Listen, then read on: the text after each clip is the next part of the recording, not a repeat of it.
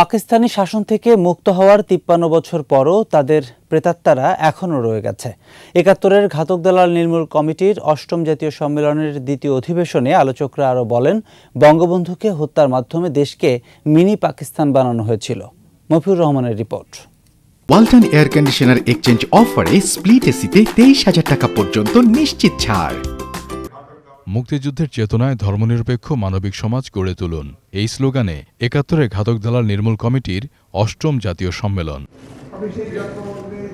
দিনব্যাপী আয়োজনে বেশ কয়েকটি সেশন সহ ছিল নানা আনুষ্ঠানিকতা।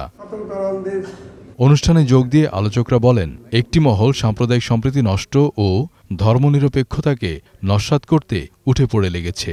একই সাথে ওই অপশক্তি মুক্তিযুদ্ধের চেতনা বিরোধী নানা কর্মকাণ্ড পরিচালনা করছে বলে অভিমত তাদের।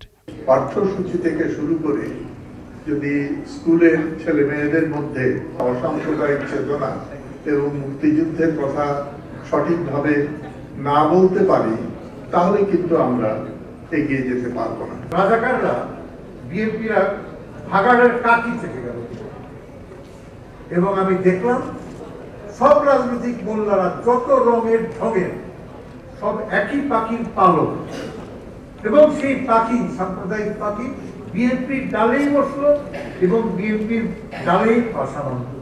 মুক্তিযুদ্ধের বিরোধী শক্তি জামাত, বিএনপি, কৃষক শহীদের রক্তের এই দেশ আজকে ওদের হাতে চলে যাচ্ছে।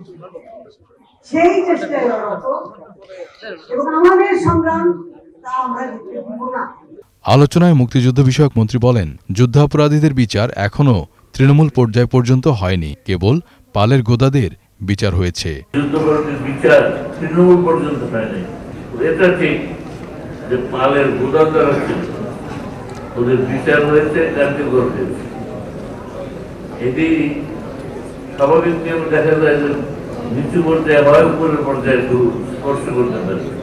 মুক্তিযুদ্ধের চেতনা ও ধর্মনিরপেক্ষতা সকলের মাঝে ছড়িয়ে দেওয়ার আহ্বানও উঠে আসে সম্মেলন থেকে। পুরোপুরি আদর্শ বাস্তবায়ন। মফিউর রহমান, ২১ টেলিভিশন, ঢাকা।